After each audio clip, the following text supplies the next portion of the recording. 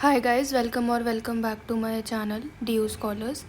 So I'll be covering today the third chapter of KM Bansal's book, forming the part of Unit 1. Unit 1 में पहले दो chapters that वो introduction में दो chapters were there, वो मैंने उसकी वीडियो कल डाल दी थी. Today will be posting about this video. About हम रजिस्ट्रेशन के बारे में पढ़ेंगे. And let's start. अगर आपने फर्स्ट वीडियो नहीं देखी है टू चेक इट आउट, मैंने प्लेलिस्ट पे बना दी है, वहाँ पे you can see first video. Half an hour की अराउंड वीडियो है वो. एंड आपके दो चैप्टर्स उसमें कवर हो जाएंगे. तो रजिस्ट्रेशन स्टार्ट करते हैं. सो रजिस्ट्रेशन के मतलब क्या होता है. सबसे पहले तो रजिस्ट्रेशन मैंने आपको जैसे कल बताया था कि जब आपको कोई पर्सन किसी टैक्स पेयर ने as a supplier tax collect करना है, तो वो टैक्स कलेक्ट करने का लीगली उसको राइट तभी भी होता है जब वो रजिस्टर कराता है अंडर जीएसटी के अंदर. रजिस्टर कराने का मतलब उसको जैसे हम पैन लेते हैं हमारा, वैसे हम जब इनकम टैक्स पे करते हैं तो हम अपने पैन बेसिस पे करते हैं. पैन दिखाते हैं, मतलब पैन अपलोड करते हैं अपने पोर्टल पे. उस हिसाब से जितनी हमारी उस पैन पे इनकम जनरेट हो रही है, उस इनकम के जनरेट होने के हिसाब से हमें अपना टैक्स ब्रैकेट मिलता है और फिर हम टैक्स पे करते हैं. वैसे ही जीएसटी कलेक्ट करने के लिए और आईटीसी क्रेडिट लेने के लिए आपको जीएसटी के अंदर रजिस्टर होना इज़ वेरी मैंडेटरी. एंड तभी आप कलेक्ट भी कर सकते हो टैक्स, और तभी आप आईटीसी भी क्लेम कर सकते हो. तो एक तरह से जीएसटी का लीगली राइट लेना फ्रॉम द गवर्नमेंट वो तभी पॉसिबल होता है if you take the registration. ठीक है. तो रजिस्ट्रेशन का मेन बेसिकली मतलब ये है, और इसका इंपॉर्टेंस भी मैंने साथ में ही कवर कर दी. That you can only collect taxes when you are registered under GST and you can only claim ITC if you are registered. ठीक है. So registration basically grants you the legal identity of collecting taxes and claiming the ITC. ठीक है. तो इस basically इस chapter में ना 3 important sections हैं, 22, 23 एंड 24. ठीक है. तो ये 3 सेक्शन के अराउंड ही आपके मैक्सिमम प्रैक्टिकल क्वेश्चंस बनते हैं, और जो बाकी के हैं वो थ्योरी क्वेश्चन के लिए इम्पॉर्टेंट है. तो सबसे पहले हम ये 3 पार्ट कवर करेंगे, ये 3 सेक्शन कवर करेंगे. उसके बाद विल मूव टू दिस छोटे छोटे टॉपिक जिस पर से थ्योरी क्वेश्चन बनता है, और उसके बाद ये आरसी का कंसेप्ट है. ये इसमें से भी थ्योरी क्वेश्चंस बनते हैं, बट बहुत कम बनते हैं, रेयरली बनते हैं. इसमें से ज़्यादा बनते हैं, फर्स्ट वाले से तो बनता ही है क्वेश्चंस. सो ठीक है, इतना हम ऐसे नेविगेट करेंगे इस चैप्टर को. तो एक बार बुक से भी देखते चलते हैं कैसे कैसे होगा. इंट्रोडक्शन हो गया. मीनिंग ऑफ रजिस्ट्रेशन मैंने आपको बता दिया. इट इज़ GSTIN जो हमें मिलता है वो 15 डिजिट यूनिक कोड होता है.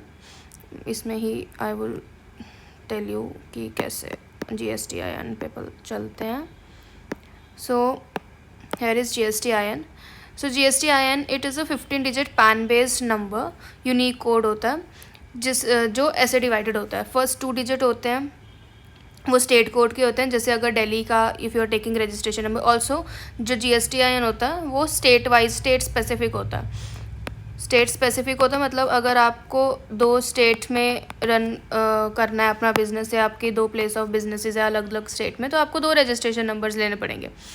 ठीक है. तो ऐसे चलता है. तो आपका सबसे पहले स्टेट कोड होएगा, फिर आपका 10 डिजिट पैन होएगा, उसके बाद एक आइडेंटिटी कोड होता है. यहाँ पर पता लगता है कि अगर जैसे आप 2 स्टेट्स में रन कर रहे हो तो यहाँ पे आएगा 2, 3 में कर रहे हो तो यहाँ 3 आएगा. तो आइडेंटिटी कोड मतलब आपकी रजिस्ट्रेशन कितनी है, तो वो इधर ऐसे चेंज होता है. जेड और जो एक सम ऑफ कैरेक्टर डिजिट होता है, ये एक सॉफ्टवेयर जो हमारा पोर्टल है वो उसके हिसाब से वो उसका रिलेटेड होता है. वो अपने हिसाब से यहाँ पे डिजिट देता है अपने सिक्योरिटी रीजंस की वजह से, उसमें हमने नहीं जाना.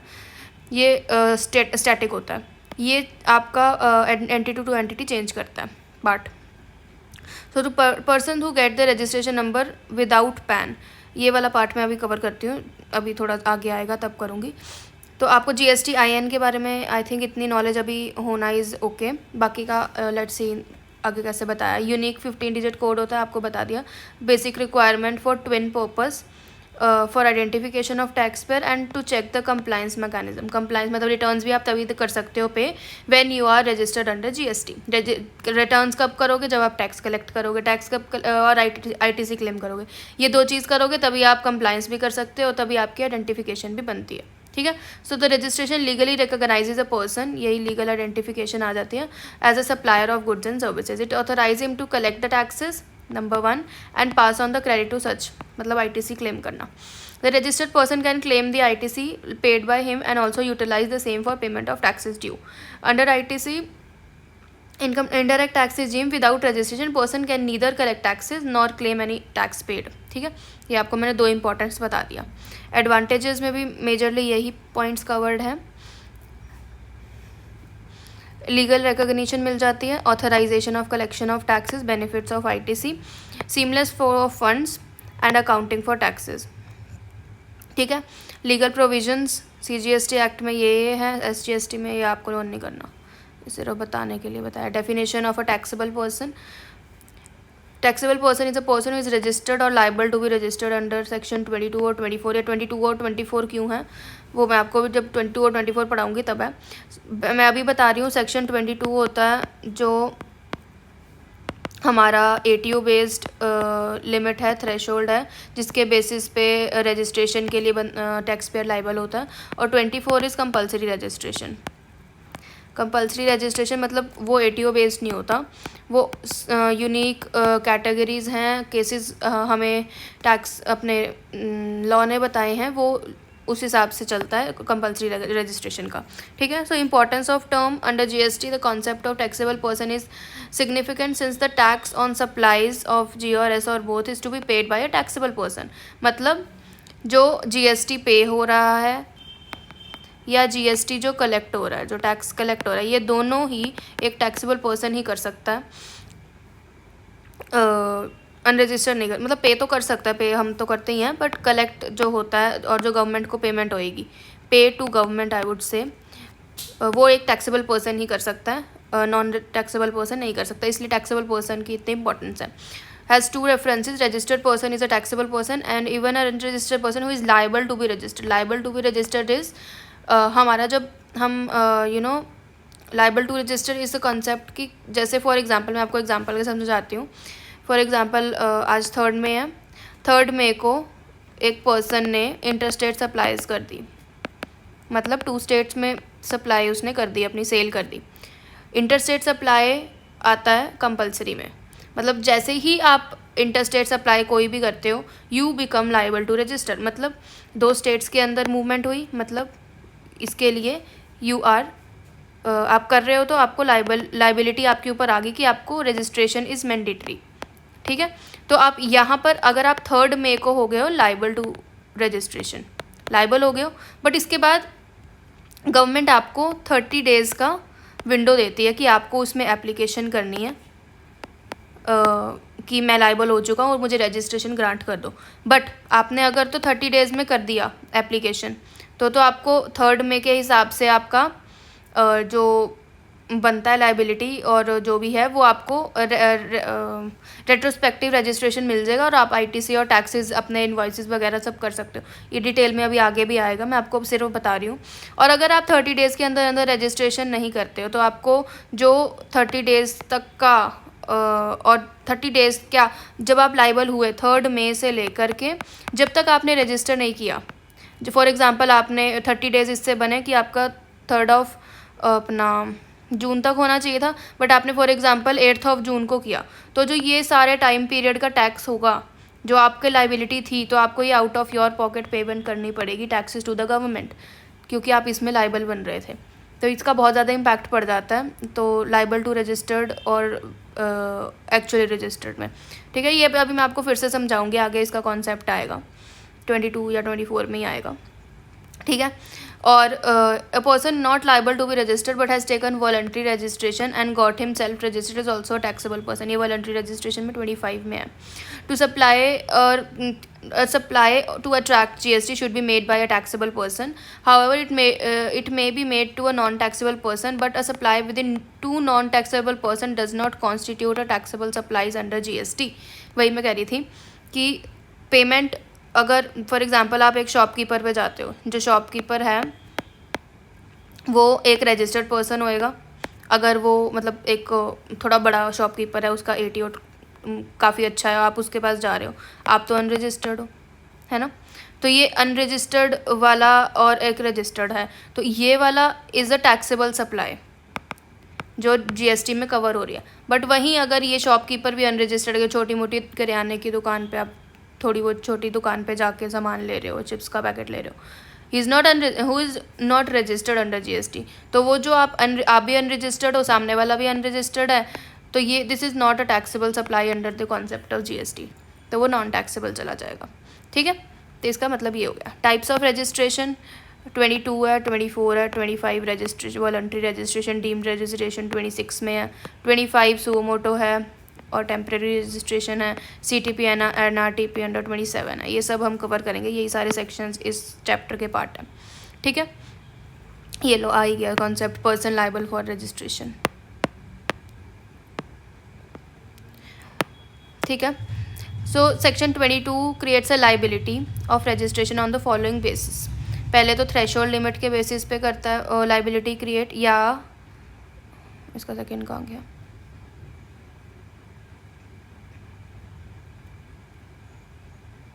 सेकेंड है ही नहीं, ये रहा। इनडायरेक्ट टैक्स माइग्रेशन वाला या ट्रांसफ़र ऑफ बिजनेस के केस में करता है, या अमालगमेशन डीमर्जर के केस में करता है। तो ये सेक्शन 22 का मैंने पूरा चार्ट बनाया, वो हम वहाँ से करते हैं।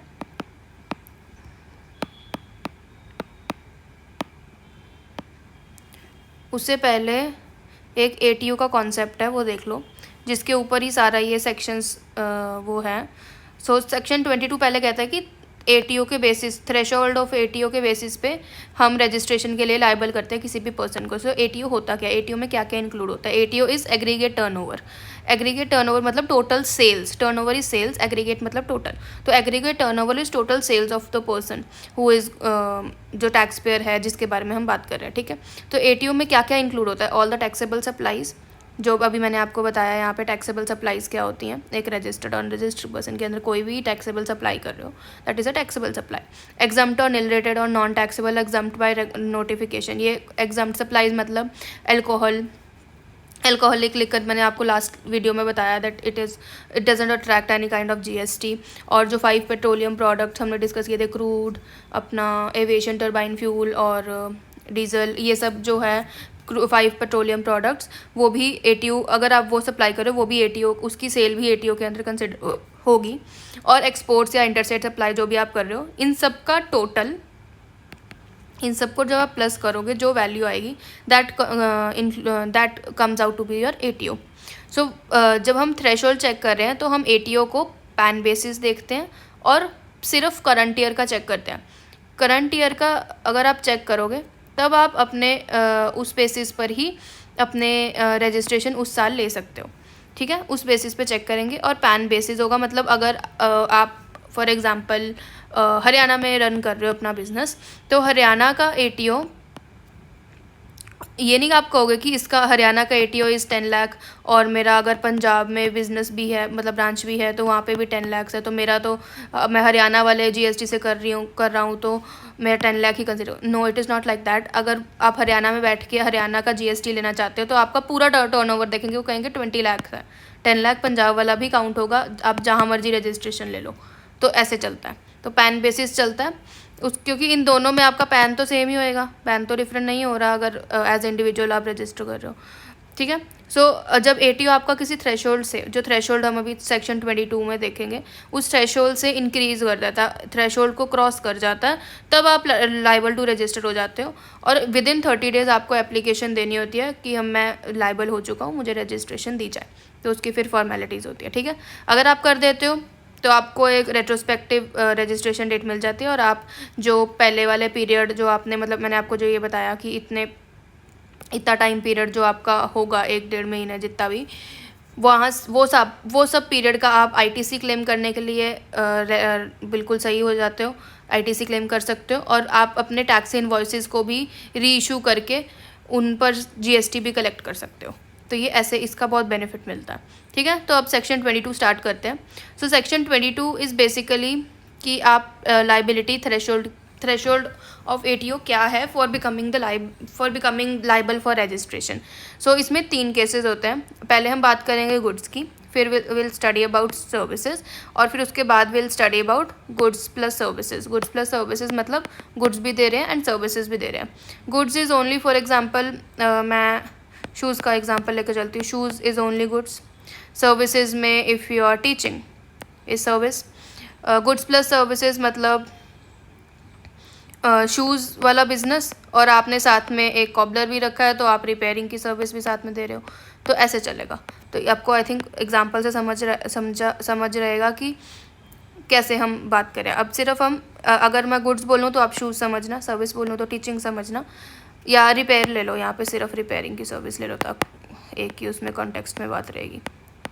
ठीक है, रिपेयर सिर्फ सर्विस, और अगर दोनों इकट्ठा दे रहे हो तो गुड्स प्लस सर्विस। ठीक है, तो गुड्स के केस में क्या हुआ, पहले एक बेसिक आइडिया मैं आपको दूंगी कि जब हमारा जीएसटी 2017 में आया था तो हमारे रजिस्ट्रेशन का जो लाइबिलिटी थी वो क्या थी, 20 lakhs एंड 10 lakhs कि मतलब अगर गुड्स होंगे तो 20 lakhs, और जब सिर्फ 20 लाख गुड्स और सर्विस हो, कुछ भी हो, 20 lakhs और 10 lakhs, 20 lakhs in all states and 10 lakhs in special category states. अभी स्पेशल कैटेगरी स्टेट्स कौन सी है अब मैं आपको धीरे धीरे साथ साथ में सिखाऊंगी। ठीक है, यहाँ पर मैंने लिखा है सब। जनरली हमारे केस में 11 स्पेशल कैटेगरी स्टेट्स होती हैं। कौन सी वो मैंने आपको कल मार्क करी थी कि ये वाली, अभी आप धीरे धीरे साथ में लर्न कर लोगे, उसकी कोई दिक्कत नहीं है। जनरली 11 होती है। अब ये कौन सी होती है अब लास्ट वीडियो में देखना, मैंने मार्क करा था, अब याद तो मुझे भी नहीं है। ठीक है, ये 11 होती हैं। इसमें से हम 4 स्टेट्स ऐसी हैं जो हम इस चैप्टर के लिए स्पेशल कैटेगरी स्टेट, मतलब सिर्फ रजिस्ट्रेशन के लिए जो स्पेशल कैटेगरी स्टेट होती हैं, कौन सी, उसका मैंने एक एक्रोनिम बनाया है जो हमारी टीचर ने ही बताया था। इट इज़ टीना मा मी। इसको हमने याद रखने का तरीका ऐसे रखा है, टी इज़ त्रिपुरा, ना इज़ नागालैंड, मा इज़ मणिपुर, वन सेकेंड,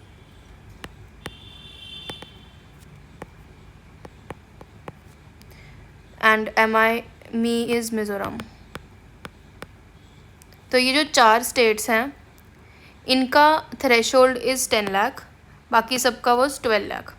ठीक है, ऐसे बिल्कुल इनिशियली 2017 में ये कंडीशन थी, पर उसके बाद 2019 में एक क्लैरिफिकेशन आया जिसमें अमेंडमेंट आया, क्लैरिफिकेशन नहीं आया था, अमेंडमेंट आया था, नोटिफिकेशन आई थी कि हमारी जो स्टेट्स हैं इसकी हम थ्रेशोल्ड को चेंज करना चाहते हैं। तो कई स्टेट्स ने इस चीज़ को एक्सेप्ट किया, कई स्टेट्स ने नहीं किया, depending on their terms and condition, उनकी कैसे स्टेट की परफॉर्मेंस रही है अराउंड 2 years, और जैसे उनकी वो अलग सीन है। बट उसके बाद ये जो 20 लाख वाली थी ना, इसको कई स्टेट्स ने बोला कि हम यही रखेंगे, कईयों ने बोला कि हाँ ठीक है तुम बढ़ा दो, कोई दिक्कत नहीं है। तो बढ़ाकर इसकी लिमिट हो गई थी 40 lakhs। तो अब हमारे पास 3 लिमिट्स हो गई थी, कई स्टेट्स 40 लाख पे अग्री हो गई, 20 lakhs पे जो ऑलरेडी चल रही थी कई वो थी, और बची 10 लाख वाली, तो ये हमारी ऑलरेडी थी ही। तो ऐसे 3 कैटेगरीज होगी गुड्स के केस में।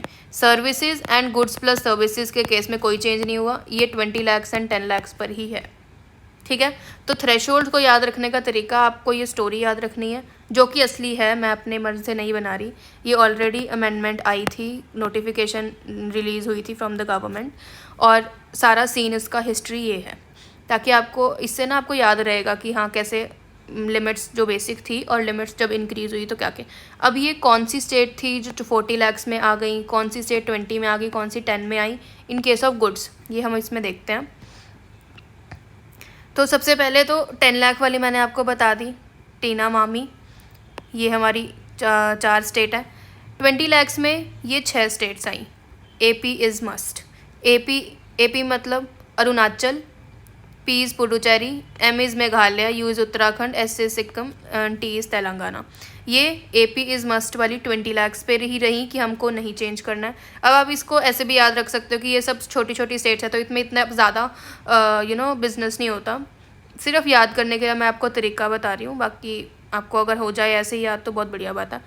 तो इन 6 स्टेट्स ने बोला कि हम 20 लाख से अपनी शिफ्ट नहीं करेंगे, तो इनको 20 लाख ही रखा। और जो बाकी सारी स्टेट बची, इन 6 और 4 10 स्टेट के अलावा बाकी जो 17 स्टेट्स हैं जो भी बची, वो सारी 40 lakhs के क्राइटेरिया में आ गई इन केस ऑफ गुड्स। ठीक है, उसके बाद हम चले सर्विसेज की तरफ। सर्विसेज में क्या हुआ, ये मैं आपको भी बताती हूँ क्या क्या है ये। सर्विसेज में 20 लाख एंड 10 लाख, यहाँ पे मैंने आपको बताया G+S में भी 20 एंड 10 लाख। अब आइए वो बात नोटिफाइड गुड्स और हैंडीक्राफ्ट गुड्स की। तो नोटिफाइड गुड्स को ये मैंने आपको बताया शिफ्टिंग का क्राइटेरिया दिया ही नहीं गया था। नोटिफाइड गुड्स को बोला कि तुम्हारा 20 और 10 है वही रहने दो, उनको ये ऑप्शन दिया ही नहीं गया था। सिर्फ गुड सर्विसेज और गुड प्लस सर्विसेज को ऑप्शन दिया गया था कि if you want to shift you can, but उन्होंने जंप नहीं किया। तो कईयों ने किया, कईयों ने नहीं किया, वो मैंने आपको बता दिया। नोटिफाइड गुड्स कौन कौन से होते हैं? ये होते हैं edible ice, pan masala, roof tiles, fly ash bricks, यहाँ सबके नेम्स होंगे, मैंने ये थोड़े से लिखे हैं। ये सब नोटिफाइड गुड्स हैं जिनको अभी भी 20 लाख और 10 लाख वाले उसमें ही हैं, 20 लाख एंड 10 लाख में नहीं है। और हैंडीक्राफ्ट गुड के भी सेम ही है, उनका भी 20 और 10 ही है। बट इसमें ना सिर्फ एक न्यू केस है कि जब गुड्स और गुड्स ऑफ कोई पर्सन गुड्स सेल कर रहा है और साथ में अपने लोन दे रहा है किसी को सिर्फ, और उसका कोई बिजनेस नहीं है, वो सिर्फ लोन देता है, इंटरेस्ट लेता है, लोन देता है, इंटरेस्ट इकट्ठा करता है और कुछ नहीं करता। तो एक तरह से ये interest on loan is a service and goods is goods. तो ये तो G+S आना चाहिए, बट ये G+S नहीं आता, इसको सिर्फ G कंसिडर किया गया है। क्लैरिफिकेशन आई थी बाय CBIC कि ये गुड्स प्लस सर्विस की कंडीशन नहीं है, मतलब ये एक्सेप्शनल केस है उस केस में। तो ये ओनली गुड्स कंसीडर होता है और इस पर 40, 20 और 10 की कंडीशन अप्लाई होती है। ठीक है, तो इसको याद रखना, इसको 40 लाख, 20 और 10 वाली कंडीशन अप्लाई होती है। ठीक है, एक बार अब बुक से देख लेते हैं। तो हमारा आ गया ये रहा, based on threshold 20 lakh rupees, where person making taxable supplies from special category states, he shall be liable to be registered in a turnover of 10 lakhs। ठीक है, स्पेशल कैटेगरी स्टेट्स कौन सी हैं? For the purpose of this section special category state shall mean state specified in G of this and this, इसने बता दिया। ठीक है,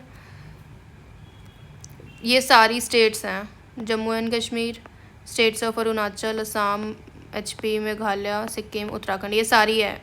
11 की 11 का नेम है ये। It may be noted that 2019 के बाद J&K no longer exist as special category. J&K को सेपरेट यूनियन टेरिटरी बना दिया गया, और ये तो चलो आपको पता ही है। तो ये रही हमारी स्पेशल कैटेगरी स्टेट्स, जो AP, अरुणाचल, ये 11 की 11 हमारी वो हैं 11 स्पेशल कैटेगरी।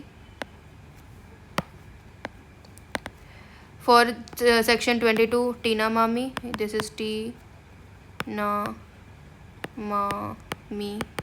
ठीक है, फॉर द सेक्शन 22 के लिए ये 4 स्पेशल कैटेगरी है। It is clear that result of CGST 2018 now only Mizoram, Tripura this and are special category for the purpose. हाँ ठीक है ना, बता दिया।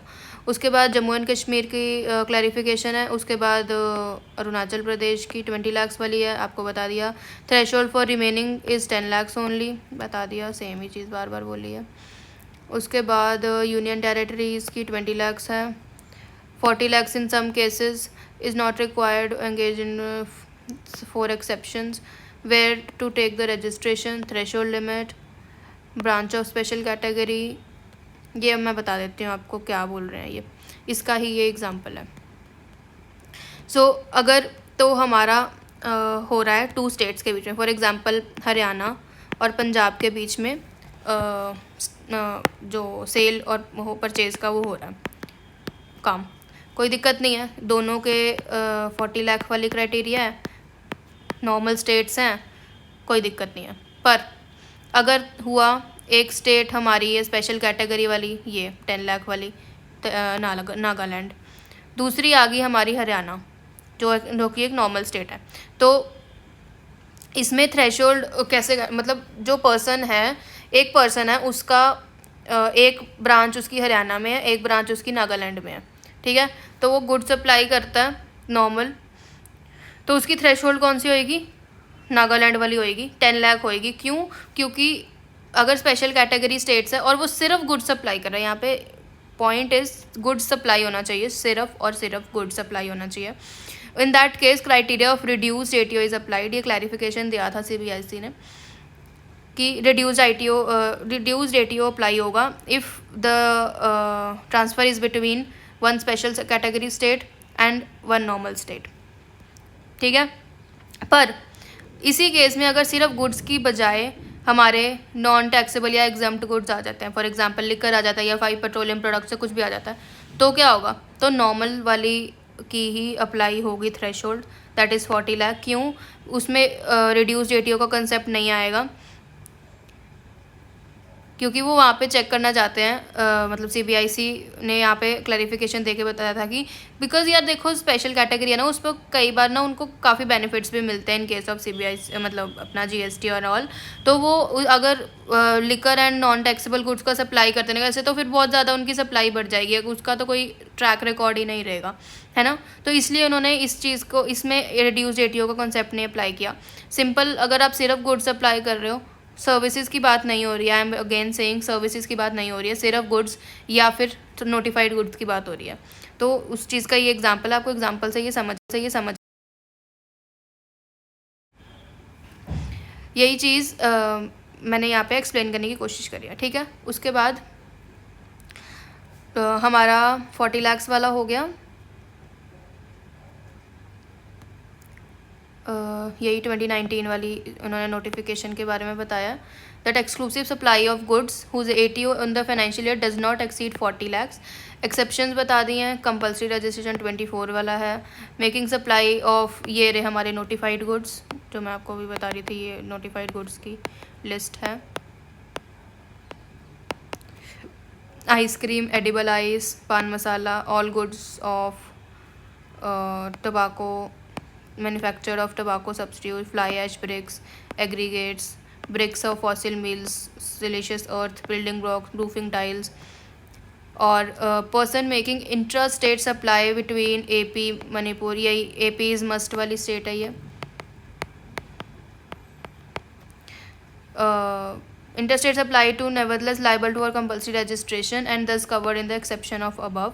Person who has opted for voluntary registration who intend to continue with registration under CGST, ठीक है। Third provisions is 20 lakh and 40 lakh only.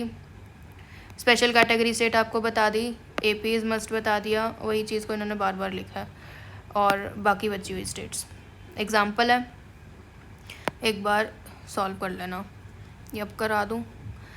Independent cases given about the type of supply, place of supplier and the ATO. Let's analyze the impact of exemption granted. तो किस पे कौन सा लगेगा।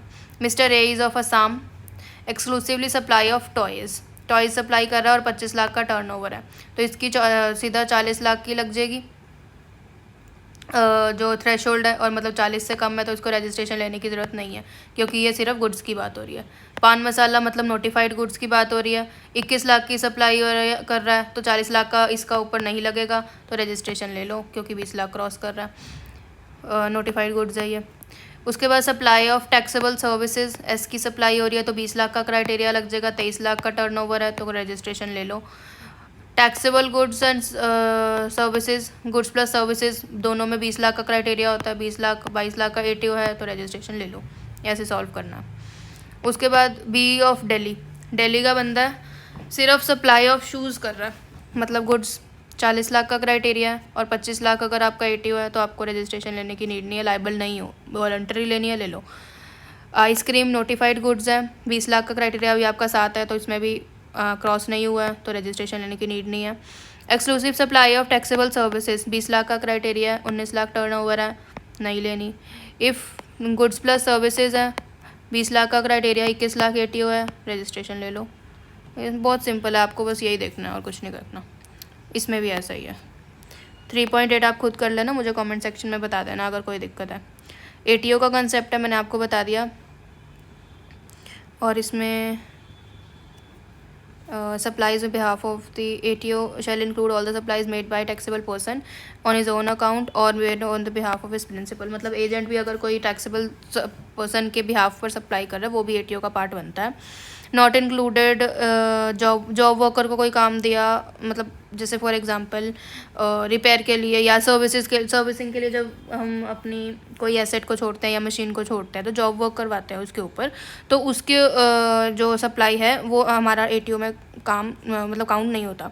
The supply of goods after completion of job work by registered job worker shall be treated as supply of goods by principal refer to in 143 and value of such goods shall not be included in ATO of the registered job worker.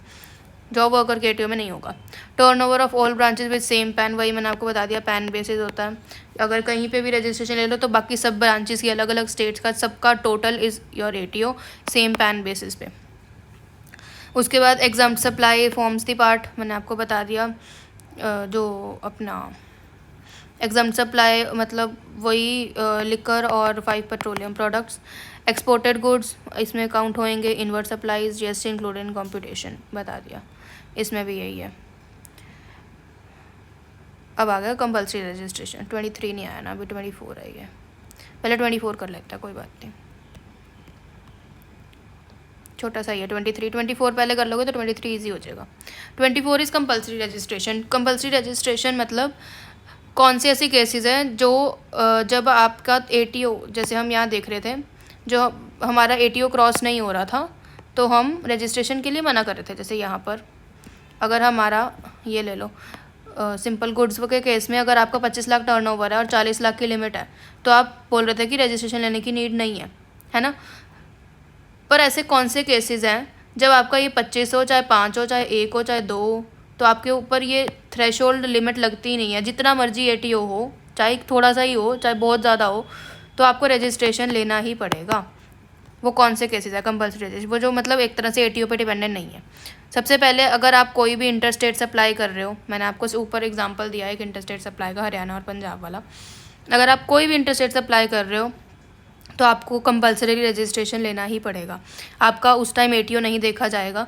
आप अगर supply कर रहे हो of goods, supply of services की बात नहीं हो रही है, अगर आप इंटरस्टेट सप्लाई ऑफ गुड्स कर रहे हो और आपका तब एटीओ चेक नहीं किया जाएगा तो आपको कंपल्सरीली रजिस्ट्रेशन लेना पड़ेगा विद इन 30 डेज़।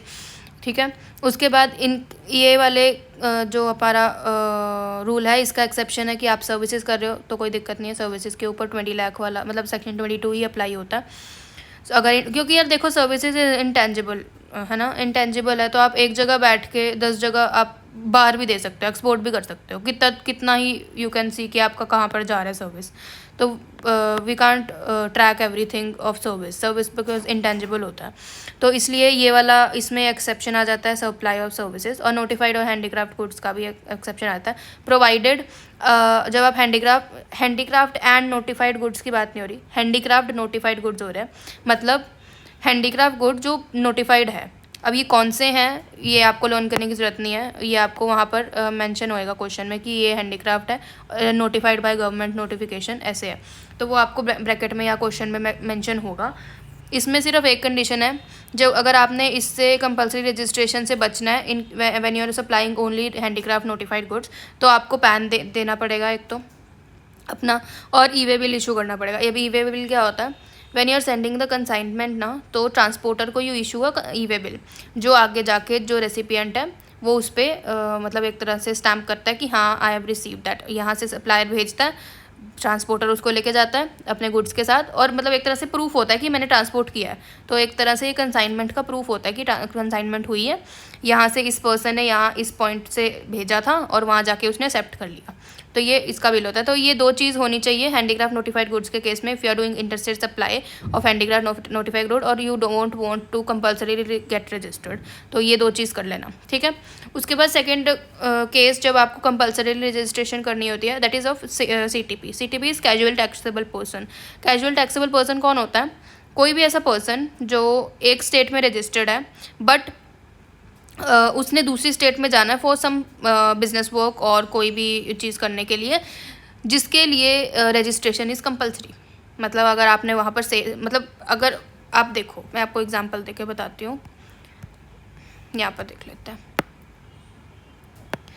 एक पर्सन है पंजाब का, उसने जाना है महाराष्ट्र, ठीक है। क्यों जाना, इस पर्सन ने, वैसे तो ये सारी सेल्स अपने पंजाब के अंदर ही करता है, उसका एटीओ भी क्रॉस नहीं हुआ है और इसलिए इसने रजिस्ट्रेशन भी नहीं ले रखी, ठीक है। बट इसको एक एग्जीबिशन के लिए महाराष्ट्र जाना है, जिसकी वजह से वो अपना मतलब थोड़ा टाइम के लिए सिर्फ जाना चाहता है, वहाँ पे सेल आउट करना मतलब सेल्स करना चाहता है, अपना बिजनेस चेकआउट करना चाहता है, या वहाँ पर जाके किसी एग्जीबिशन वगैरह में पार्ट लेना चाहता है जो इसके बिजनेस के रिलेटेड है, तो मतलब ये उधर जाएगा, अपनी सर्विसेज वगैरह प्रोवाइड करेगा। तो एक तरह से अगर ये ऐसे बिना उसके जाए, ओके, और ऊपर से इसका यहाँ प्रोवाइडेड यहाँ पर इसका कोई प्लेस ऑफ बिजनेस नहीं होना चाहिए। प्लेस ऑफ बिजनेस मतलब सारा काम वो एक ही स्टेट से कर रहा है, वहाँ उसका कोई लेना देना है ही नहीं, वो सिर्फ जा रहा है फॉर बिजनेस कंसर्न, उसका प्लेस ऑफ बिजनेस नहीं है। हम यहाँ पे एग्जांपल ले रहे हैं कि वो एक एग्जीबिशन के लिए जा रहा है, ठीक है, जहाँ पे उसने सब कुछ देखना सिर्फ है और वहाँ पे अपना एग्जीबिशन लगाना है और लोगों को सेल आउट करना है for period of may be 10 to 15 days, थोड़े टाइम के लिए सिर्फ। तो ऐसे पर्सन ने वहाँ जाना है, तो ये वहाँ की गवर्नमेंट के हिसाब से ये पर्सन, फॉर एग्जांपल इसका नाम ए है, तो ये महाराष्ट्र गवर्नमेंट के हिसाब से ये ए पर्सन उनके लिए एक CTP है, कैजुअल टैक्सेबल पर्सन है, जो सिर्फ और सिर्फ थोड़े टाइम के लिए टैक्सेबल पर्सन की कैटेगरी में आ रहा है, ठीक है। तो ये CTP और NRTP जो ये होता है ना, इनकी जो टैक्स कलेक्ट करना और ये सब कुछ जो है, इनके लिए अलग सेक्शन बनाया, जो ऊपर बताया हुआ 27 सेक्शन आएगा इनका, CTP and NRTP, yes 27 section है, इनके लिए अलग प्रोविजंस बनाए हैं, मैं वहाँ पे कवर करूँगी। अभी मैं आपको सिर्फ कंसेप्ट बता रही हूँ CTP होता कौन है, ठीक है। NRTP क्या होता है, NRTP भी वही होता है, बस यहाँ पर होएगा कि ये इंडियन ही होएगा, this person is Indian only, state to state different है सिर्फ, और उसका प्लेस ऑफ बिजनेस यहाँ नहीं है। But NRTP means non resident taxable person, non resident मतलब वो इंडियन भी नहीं है और यहाँ पे उसका प्लेस ऑफ बिजनेस भी नहीं है, बट वो इंडिया में बिजनेस फिर भी करना चाहता है थोड़ा टाइम के लिए, तो उसके क्या प्रोविज़न है वो भी हम अभी देखेंगे। उसके बाद उसको भी कंपलसरी रजिस्ट्रेशन करना पड़ता है थोड़ा टाइम के लिए, इसको भी कंपलसरी रजिस्ट्रेशन करना पड़ता है। इसमें भी एक्सेप्शन ऑफ हैंडीक्राफ्ट गुड्स आ जाता है, उसमें भी सेम कंडीशन है, अगर आपको नहीं करना है तो आपको पैन और ई-वे बिल इशू करना पड़ेगा। NRTP भी कंपलसरी रजिस्ट्रेशन करता है, that too without PAN. Without PAN मतलब कि जो भी बाकी रजिस्ट्रेशन होती हैं ना वो सब पैन बेसिस होती है। मैंने आपको भी GST नंबर दिखाया ना, तो वो बीच में उसके 10 डिजिट ऑफ पैन ही होता है, 15 में से 10 डिजिट तो सिर्फ पैन के होते हैं। तो वो और ऊपर से NRTP है, वो NRTP मतलब उसका तो आधार ही नहीं है, पैन ही नहीं है, तो वो कहाँ से करेगा, इसके क्या प्रोविजंस है, उसको कैसे रजिस्ट्रेशन मिलती है, ये 27 में सब लिखा हुआ है, वो हम करेंगे अभी। तो उसको लेना पड़ता है रजिस्ट्रेशन बेसिकली। उसके बाद कंपल्सरी रजिस्ट्रेशन और किसको करना पड़ता है, any person paying tax under RCM का यहाँ पे मैंने एक एग्जांपल लिखा है, समझने के लिए भी समझ लो, बिकॉज RCM का कंसेप्ट मैंने आपको बेसिक तो बता दिया था कल कि कैसे फ्लो ऑफ टैक्स होता है अंडर RCM, बट इसके जो प्रोविजंस है कि RCM में कौन कौन कवर होता है, ये सब ना 14 चैप्टर का पार्ट है, तो वहाँ पर आपको ये अच्छे से ज़्यादा समझ आएगा। तो मैं आपको सिर्फ वही बता रही हूँ कि RCM में एक केस होता है GTA का, GTA is goods travel agency का, जो जिसका सिर्फ काम होता है एक जगह से दूसरी जगह गुड्स को ट्रांसपोर्ट करना, और एक ये बहुत लीगल बिजनेस होता है एक तरह से, मतलब ऐसे ही कोई किसी को भी ट्रक दे के किसी को भी सामान भरवाना, this is not the thing, वो रजिस्टर्ड होता है प्रॉपरली, तो उनको एक लीगल आइडेंटिटी मिली होती है GTA को, और वो बेसिक जब GTA बन जाते हैं तो कंसाइनमेंट नोट हमेशा इशू करते हैं, कोई भी बिना कंसाइनमेंट नोट के उनकी कंसाइनमेंट दूसरे स्टेट में नहीं जाती, तो GTA का बेसिक ये होता है। और GTA को गवर्नमेंट की तरफ से ये छूट है कि if you are into GTA business, GTA services आप प्रोवाइड कर रहे हैं, तो यू हैव अ ऑप्शन कि अगर आपको टैक्स पे करना है, give the declaration, if you don't want to pay the taxes, give that declaration as well. तो ऐसा GTA जिसने डेक्लेरेशन दे रखी है कि मेरे को टैक्स पे नहीं करना है, मेरे को टैक्स पे नहीं करना है इन द सेंस कि मैं जिसके साथ बिजनेस में डील कर रहा हूँ वो पर्सन मेरे बिहाफ पे टैक्स पे करे, मतलब वो एक तरह से बोल रहा है कि मैं FCM में टैक्स पे नहीं कर रहा हूँ, मैं RCM में टैक्स पे करना चाह रहा हूँ, मतलब रेसिपिएंट मेरे बिहाफ पर टैक्स पे करे, ऐसी एक उनको एडवांटेज दे रखा है, गवर्नमेंट ने दे रखा है, रीज़न आई डोंट नो, उनको दे रखा होगा क्योंकि यार देखो उनका सिर्फ ट्रांसपोर्टेशन का बिजनेस है, एक जगह से दूसरी जगह जाना, कोई रीज़न बनता नहीं है उनका, कोई पर्टिकुलर एक जगह पे उनकी प्लेस ऑफ बिजनेस थोड़े ना है। अगर तो कोई प्लेस ऑफ बिजनेस है तो कर ले वो FCM में, कोई दिक्कत नहीं है। RCM में लोग ज़्यादातर इसीलिए करते हैं कि उनकी प्लेस ऑफ बिजनेस नहीं है, उनको ज़्यादा कंप्लाइंस नहीं करना, तो जो जिसके साथ वो डील कर रहे हैं वही उसके बिहाफ पे कंप्लाइंस भी कर देता है, तो बिजनेस में चलता है। तो ऐसा GTA जिसने डिक्लेरेशन दे रखी है कि मेरे को RCM में टैक्स पे करना है और वो GTA सर्विसेज प्रोवाइड कर रहा है किसी स्पेसिफाइड रेसिपिएंट को। अब ये स्पेसिफाइड रेसिपिएंट कौन से होते हैं मैंने लिख रखे हैं, फैक्ट्री, सोसाइटी, कोई business body corporate, AOP, association of person, firm, LLP, ये सारे रेसिपिएंट स्पेसिफाइड रेसिपिएंट होते हैं जो RCM में कवर होते हैं, और ये कंपल्सरीली लाइबल होते हैं to pay tax under RCM। ठीक है, तो ये सीन है, GTA सर्विसेज प्रोवाइड कर रहे हैं एक स्पेसिफाइड रेसिपिएंट को। तो ऐसे पर्सन जो GTA है, जो ऐसे स्पेसिफाइड रेसिपिएंट हैं, तो ये चाहे अभी नया नया इसने अपनी फैक्ट्री खोली हो, बिल्कुल 25-30 साल पुरानी हो, जो भी हो, जितना मर्जी इसका ATO हो, इसको कंपल्सरीली रजिस्टर करना पड़ेगा इफ़ ही और she is dealing with GTA, receiving GTA services. तो ये एक तरह से कंपल्सरी रजिस्टर होंगे, इनका ATO नहीं देखा जाएगा, फिर भी इनको रजिस्टर करना पड़ेगा। वहीं दूसरी केस जो GTA है, उसने तो डिक्लेरेशन दे दी है, उसको नहीं करना है टैक्स पे, वो बोल रहे हैं रेसिपिएंट को करना है। तो एक तरह से अगर इसको करना ही नहीं है टैक्स पे, तो ये रजिस्ट्रेशन लेके क्या करेगा? तो इसीलिए ऐसे GTA को जो सिर्फ और सिर्फ ऐसी सर्विसेज दे रहा है जो उसका, और उसका पूरा का पूरा टर्नओवर सिर्फ ऐसे रेसिपिएंट्स के साथ ही डीलिंग करने में निकलता है, तो ऐसे GTA को 23 सेक्शन में अंडर सेक्शन 23 एग्जम्प्ट भी कर दिया कि they are not required to register under GST। ठीक है, तो ये भी हम कवर भी करेंगे, तो मैंने इस एग्जाम्पल के हिसाब से आपको बता दिया। 23 विल कवर। उसके बाद और कौन से लोगों को कंपल्सरी रजिस्ट्रेशन लेना पड़ता है? ECO which are liable to collect TCS under section 52, I guess section is 52, let me see if I am correct or no. ये रहा, एक तो इंटरस्टेट सप्लाई मैंने आपको बता दिया, CTP बता दिया, कैजुअल टैक्सेबल पर्सन, RCM आपको भी बता दिया, सेक्शन 95 वाला इको ही है, लाइबल टू कलेक्ट इको, ये रहा F वाला, ECO who are liable to pay tax under 95। NRTP बता दिया, person who are required to deduct tax under 51 and collect tax under 52। ठीक है, तो collect TCS is collection of taxes under 52, और जो डिडक्शन के लिए भी आते हैं person liable to deduct tax, ये रहा डिडक्ट टैक्स अंडर 51, उन दोनों को कंपल्सरी रजिस्टर करना पड़ता है। उसके बाद person providing OIDAR ISD services, OIDAR is online database access and retrieval services, यहाँ पर लिखा होगा OIDAR के बारे में, ये रहा person supplying online information and database access or retrieval services from place outside India to a person in India other than registered recipient are required to get compulsorily registered under GST. उसके बाद input service distributors, input service distributors कौन होते हैं? जैसे for example कोई एक bank है और बैंक के हेडक्वार्टर है, उसकी काफ़ी ब्रांचेज हैं, ब्रांच नंबर 1 2 3, ठीक है, एग्जांपल ले रही हूँ।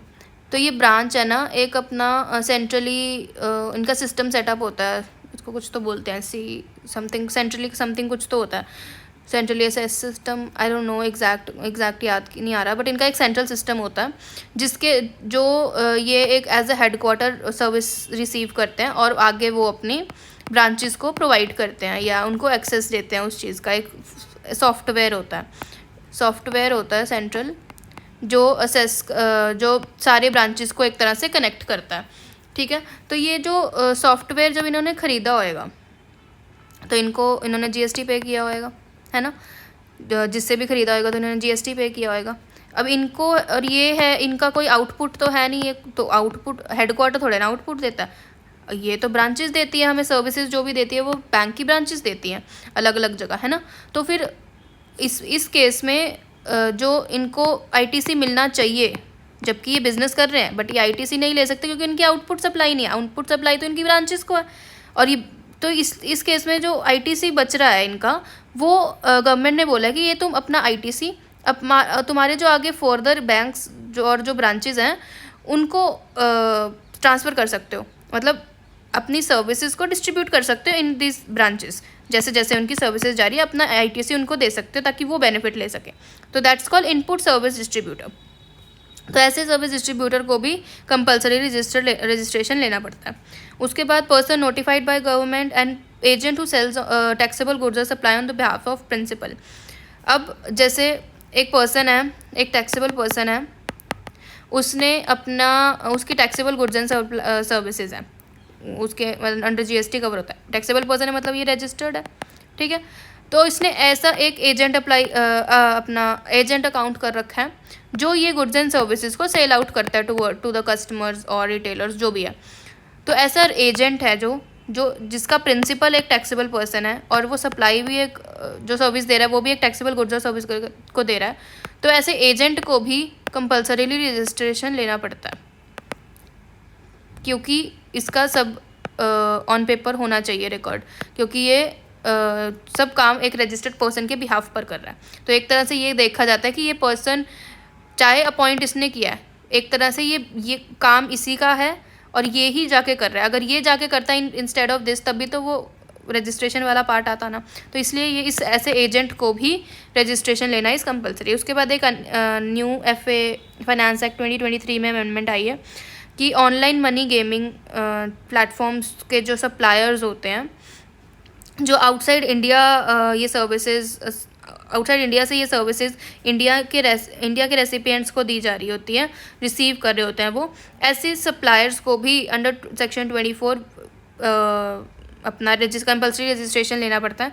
ये न्यू एक्ट आया है क्योंकि ये बहुत ज़्यादा सर्विसेज एज यू नो कि ऑनलाइन गेमिंग एंड ऑल की बहुत ज़्यादा अब तो बहुत ज़्यादा ट्रेंडिंग हो गया है इस चीज़ को।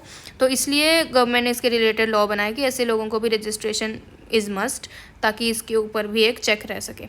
और ऐसे लोग भी बिना पैन के रजिस्ट्रेशन ले लेते हैं। कैसे लेते हैं वो अभी आएगा आगे 27 में। उसके बाद agents who sell taxable goods on behalf of principal बता दिया आपको, रिपीट हो गया पॉइंट।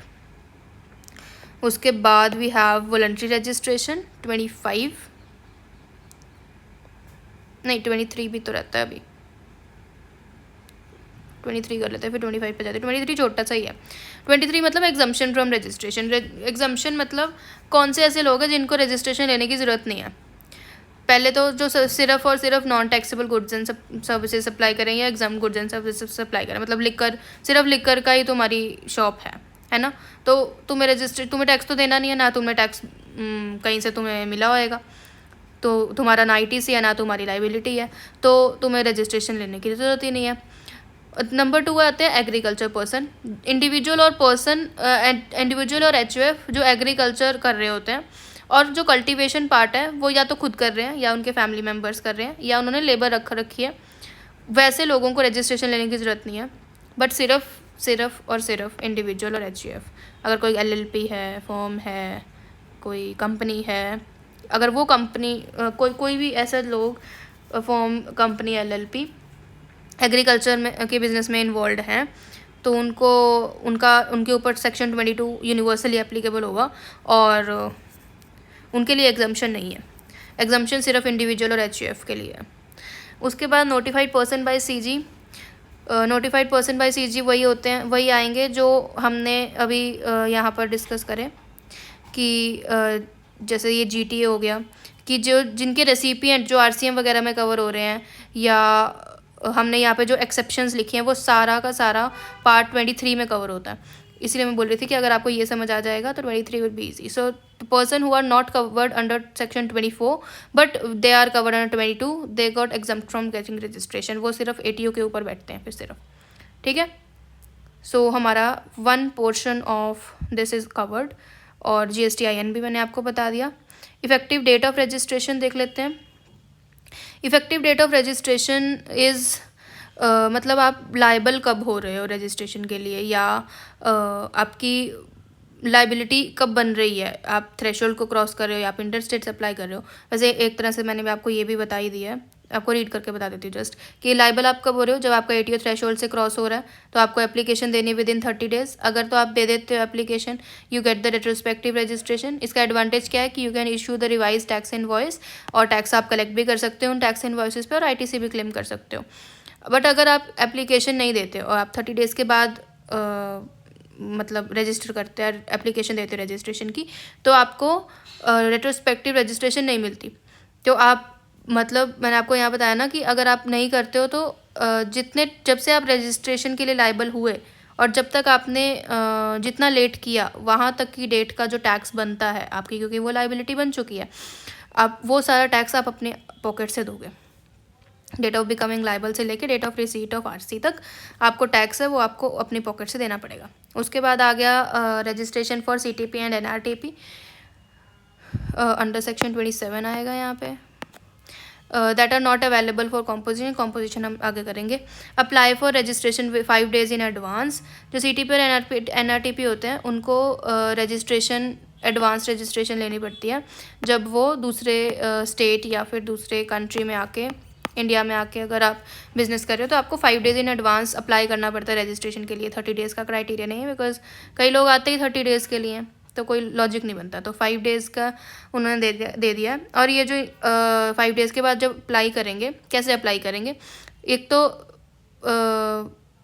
इनका अप्लाई करने के बाद इनको पेमेंट भी करनी पड़ती है। 2 पार्ट होते हैं, part A and part B. जो फॉर्म ये भरते हैं आई थिंक GSTR 5 होते हैं, पता नहीं कौन से फॉर्म होता है इनका, 5 ही होता है आई गेस। तो उसमें 2 पार्ट्स होते हैं, part A and part B. Part A जब वो डिटेल्स अपनी फिल आउट करते हैं तो उनका TRN जनरेट होता है, यहाँ लिखा है मैंने, टेम्पररी रेफरेंस नंबर जनरेट होता है। उसके बेसिस पे उनको टैक्स की पेमेंट भी पहले करनी पड़ती है और उनको बताना पड़ता है कि हम कितने दिनों के लिए यहाँ पे रजिस्ट्रेशन लेने आए हैं इस स्टेट में या इस कंट्री में, इस पार्ट ऑफ इंडिया में कितने टाइम के लिए रजिस्ट्रेशन लेना चाहते हैं। और मैक्सिमम वैलिडिटी अगर की बात करें तो मैक्सिमम वैलिडिटी 90 days तक की वो रजिस्ट्रेशन ले सकते हैं, up to 90 days। But if they want कि हमको एक्सटेंशन चाहिए तो फॉर द 90 days की अप्रूवल के लिए they can get further extension of 90 days। ठीक है। एनआरटीपी के स्पेसिफिकली बात करें कि सीटीपी के पास तो पैन है तो वो तो उसको तो कोई दिक्कत नहीं है, 5 days एडवांस करके पेमेंट करेंगे टैक्स की और अपना बिजनेस कर सकता है, कोई दिक्कत नहीं है। एनआरटीपी के पास पैन नहीं है ना। तो एनआरटीपी को एक अपना एजेंट अपॉइंट करना पड़ता है इन इंडिया जिसका पैन हो और वो इंडियन ही हो, और उसको वो पावर ऑफ अटॉर्नी देगा, मतलब सिग्नेटरी अथॉरिटी देगा कि उसके बिहाफ पर वो कहीं पे भी साइन कर सकता है एज एन इंडियन सिटीजन। तो उसके बेस उसमें उसके पास पैन होना चाहिए। वो उसकी एक तरह से रिस्पॉन्सिबिलिटी ले रहा है एनआरटीपी की कि हाँ ये सेफ पर्सन है और ये जेन्युइन पर्सन है ऐसे। तो वो एनआरटीपी का पैन तो है नहीं, तो वो एक एजेंट अपॉइंट करेगा ऐसा। उसका टिन लिया जाएगा, I think tin is tax identification number. Tax identification number जो उसकी कंट्री का होगा वो लिया जाएगा और उसका पासपोर्ट लिया जाएगा। उसके बेसिस पर उसको रजिस्ट्रेशन ग्रांट की जाती है फॉर द सेड पीरियड जो उसने दिया होगा अप टू 90 days। और फिर उसको रजिस्ट्रेशन के TRN जनरेट होएगा और उसके बाद उसको टैक्सेस भी पे करने पड़ेंगे इन एडवांस कि कितना आप सेल आउट करने के यहाँ पे प्लान कर रहे हो, उस हिसाब से आपको उतना टैक्सेस पे करना पड़ता है इन एडवांस। ठीक है। इसका प्रोसेस मैंने आपको बता दिया। अप्लाई करना होता है पार्ट ए में to get the TRN and part B में make the payment using TRN generated in part A. ठीक है। मिसलेनियस कॉन्सेप्ट्स क्या है, रजिस्ट्रेशन इज स्टेट स्पेसिफिक बता दिया। No concept of centralised registration, मतलब मैंने आपको ये भी बता दिया कि स्टेट से सेंट्रलाइज्ड रजिस्ट्रेशन नहीं लिख सकते। सिर्फ इसकी एक एक्सेप्शन है, सेंट्रलाइज्ड रजिस्ट्रेशन एम्बेसीज और UN बॉडीज़ को मिल सकती है इंडिया में। सेंट्रलाइज्ड रजिस्ट्रेशन मतलब एक बार आपने एक रजिस्ट्रेशन GSTIN ले लिया और वो सब स्टेट्स में ऑल ओवर इंडिया आप उसको यूज़ कर रहे हो, ऐसा नहीं होता, स्टेट स्पेसिफिक होता है। सिर्फ UN बॉडीज़ और एम्बेसीज को एक सेंट्रलाइज्ड रजिस्ट्रेशन दी गई है जिसका name is UIN, unique identification number, यहाँ पे लिखा होगा मैंने, हाँ, register under GST to get UIN, unique identification number.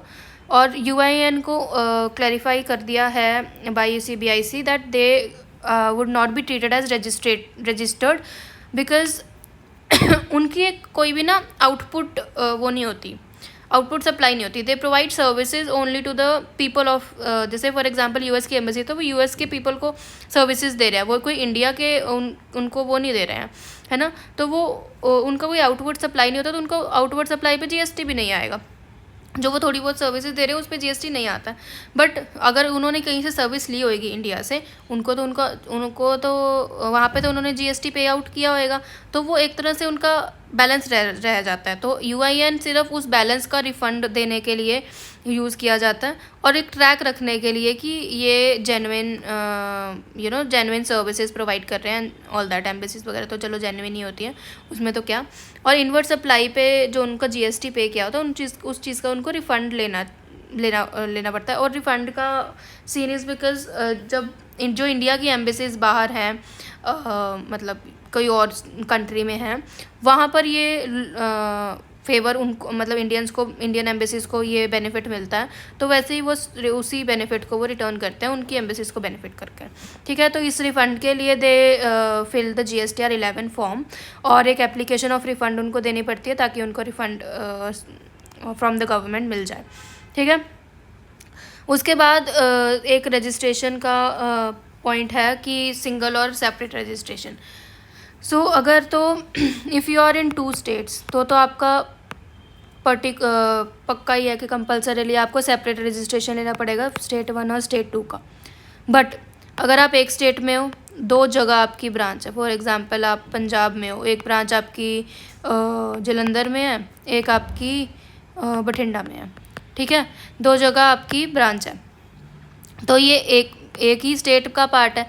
एक ही स्टेट में आपको, आपके ऊपर आपका ऑप्शन है कि अगर तो आप सेम रजिस्ट्रेशन रहने दो, एक रजिस्ट्रेशन रहने दो, या ये दोनों ब्रांचेस का अलग अलग ले लो। अब अलग अलग कौन लेगा, कंप्लाइंस बढ़ेगा, छोड़ो, सब ज़्यादातर एक ही लेते हैं।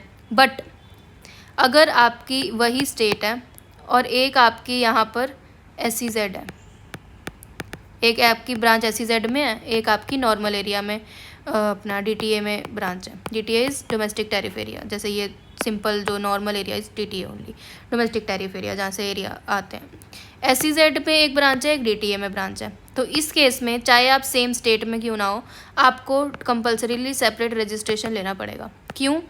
क्योंकि देखो, जो SEZ होते हैं ना, उनको बहुत ज़्यादा टैक्स बेनिफिट्स मिलते हैं, और उस टैक्स बेनिफिट सही जगह जाएं और आपका DTA में ज़्यादा अकोमोडेट ना हो जाए या कुछ भी है, तो इसलिए इनको सेपरेट रजिस्ट्रेशन देना पड़ेगा ताकि सेपरेट आइडेंटिटीज़ हो और ये गवर्नमेंट की नज़र में आए ऐसा SEZ, और ताकि इसको बेनिफिट्स भी सही मिले और कोई घपला ना हो एक तरह से। तो इसलिए उसको ट्रैक रिकॉर्ड रखने के लिए भी separate registration is compulsory in this case. ठीक है, यही मैंने यहाँ पे समझाया। उसके बाद हमारा आ गया प्रोसीजर, आई थिंक उसके बाद और RC का कैंसिलेशन प्रोसेस है, और फिर ख़त्म हो गया। थोड़ा सा ही रह गया चैप्टर, बुक देख लेते हैं, थोड़ा सा ही रह गया। डीम्ड रजिस्ट्रेशन रह गया, 1 मिनट, हाँ डीम्ड रजिस्ट्रेशन नहीं हुआ अभी। डीम्ड रजिस्ट्रेशन, वॉलंटरी रजिस्ट्रेशन रह गया, हाँ ये PO वाला सुओ मोटो रजिस्ट्रेशन आएगा आगे, ये प्रोसीजर का ही पार्ट है। सेक्शन 23 आपको बता दिया, एग्जम्पशन। एग्रीकल्चरलिस्ट एग्जाम्पल देख लेना। Notified category of persons, RCM 20 lakhs, handicraft goods, CTP, ECO, job workers, commission agents, GTA। When to apply is effective date 30 days वाला। सिंपल वाले को 30 डेज़, CTP एंड RTP को 5 days prior. Voluntary registration की कोई date नहीं है। Territorial water का भी 30 डेज़ है। When to apply, where to apply, nearest जो भी आपका कोस्टल पड़ता है वही। सिंगल रजिस्ट्रेशन का आपको बता दिया, स्टेट वाइज रजिस्ट्रेशन का आपको बता दिया, different branches, multiple place of businesses in same branch, PAN based registration. आ गया प्रोसीजर अभी बताऊंगी, उसमें ऊपर वाला भी थोड़ा बहुत कवर हो जाएगा। डीम रजिस्ट्रेशन और वॉलंटरी रजिस्ट्रेशन भी उसके बाद बताऊंगी। प्रोसीजर के बाद रूल 10 इसी के अंदर आएगा। मिसलेनियस प्रोवाइड अपना फिज़िकल वेरिफिकेशन, ये अभी बताऊंगी, प्रोसीजर में ही है। और उसके बाद UIN आपको बता दिया, और registration under composite levy and ये नहीं है। Effective date of registration rule 10, concept of CTP and RTP done, difference देख लेना। इनके प्रोविजन सेक्शन 27 है ये। लॉन्ग रनिंग एग्जीबिशंस बता दिया 28, एंड कैंसिलेशन ऑफ सस्पेंशन, बस इतना ही है चैप्टर ये। अरे वो कैंसिलेशन वाला लास्ट में आएगा, पहले प्रोसीजर बता देती हूँ। चलो ये रहा प्रोसीजर। सो प्रोसीजर क्या होता है रजिस्ट्रेशन का? सबसे पहले ना 2 पार्ट होते हैं रजिस्ट्रेशन फॉर्म जब आप कर रहे होते हो। तो फर्स्ट पार्ट में तो आपको डिटेल्स देनी होती है, सेकेंड पार्ट में आपने कुछ नहीं करना होता, वो PO के रिलेटेड होता है। PO खुद भरता है, PO इज़ प्रॉपर ऑफिसर। ठीक है, तो फर्स्ट पार्ट में जो फर्स्ट पार्ट का पार्ट ए होता है, उसमें आपने देनी होती है अपनी personal details. So personal detail जैसे नाम, आपका पैन या आपका ईमेल एड्रेस, ये सब आपने देना होता है। फ़ोन नंबर नहीं देना होता है। क्यों? क्योंकि फ़ोन नंबर की वजह से ना काफ़ी फ्रॉड्स हो रहे थे। लोग फेक कंपनीज बना रहे थे जीएसटी नंबर दे के, और मतलब पैन किसी का और फ़ोन नंबर किसी का, ऐसे फ्रॉड हो रहा था। तो सीबीआईसी ने क्या किया, पैन उन्होंने बोला कि पैन दे दो, और जो पैन के साथ नंबर लिंक होएगा वो हम खुद ही अपने डेटाबेस से सेट आउट कर लेंगे, और फिर आपका वेरिफिकेशन होएगा। इससे फ्रॉड नहीं कर सकते लोग, मतलब अलग अलग मोबाइल कोई और पैन कोई और, ऐसे करके।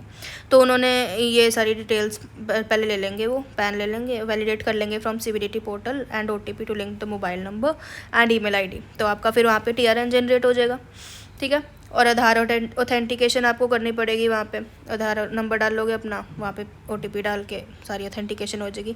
और थर्ड होता है रूल 10A, जो बैंक डिटेल्स भरनी होती है यहाँ पे।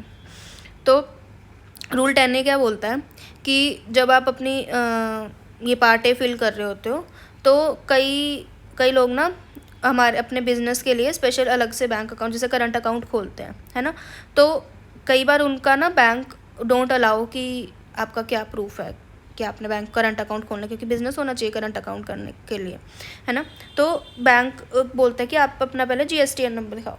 तो वो जीएसटीएन नंबर में भी वो बोल रहे बैंक दिखाओ, तो वो कौन सा पहले हो, पहले बैंक अकाउंट खोलें कि जीएसटीएन। तो इसलिए जीएसटी वालों ने बोल दिया कि आप इस चीज़ को ऑप्शनल रख सकते हो, जब तक आप जीएसटीआईएन आप 30 डेज़ के लिए अपना बना लो, फिर अपना बैंक अकाउंट खोल लो, उसके बाद आप इसमें अपनी बैंक डिटेल्स भर सकते हो। तो एक तरह से ऑप्शन दिया गया कि आप विद इन 30 डेज़ अपनी डिटेल्स फिल आउट कर सकते हो। तो ये अभी तक थोड़े टाइम के लिए ये आपका वर्कआउट कर जाएगा, जब तक आपका बैंक अकाउंट नहीं है, ठीक है। तो ये है रूल 10A, ठीक है। उसके बाद पार्ट बी में क्या होता है, उसमें बिजनेस की डिटेल्स देनी होती है कि कॉन्स्टिट्यूशन ऑफ बिजनेस क्या है, एड्रेस क्या है, प्रिंसिपल प्लेस ऑफ बिजनेस कहाँ है, एडिशनल प्लेस ऑफ बिजनेस कहाँ है, सिग्नेटरी की डिटेल्स कौन सी हैं, कौन हैंडल करेगा, कौन से पार्टनर, अगर पार्टनरशिप फॉर्म है तो कौन से डोमिनेंट पार्टनर्स हैं, कौन से, मतलब सारी जो डिटेल्स बिजनेस की हैं, आपका क्या प्रोडक्ट है, क्या कर रहे हो, बिजनेस करना क्या चाहते हो, वो सब कुछ जो भी होगा वो पार्ट बी में फिल आउट होता है, ठीक है। तो वो सब डिटेल देने के बाद हम पार्ट 2 पे मूव आउट करते हैं। इसमें एक चीज़ बता देती हूँ, सीटीपी एनआरटीपी का केस, कि जब यहाँ पे टीआरएन जनरेट हुआ, हमारा टेम्परेरी रेफरेंस नंबर जनरेट हुआ, यहीं से सीटीपी एनआरटीपी इसके बाद पार्ट बी में अपना टैक्स पे करते हैं, तभी वो अपना रजिस्ट्रेशन नंबर ले सकते हैं, ठीक है। नॉर्मल को नहीं करना होता टीआरएन से पेमेंट ऑफ टैक्सेस, वो तो जब आप बिज़नेस करोगे तब करोगे पेमेंट, ठीक है।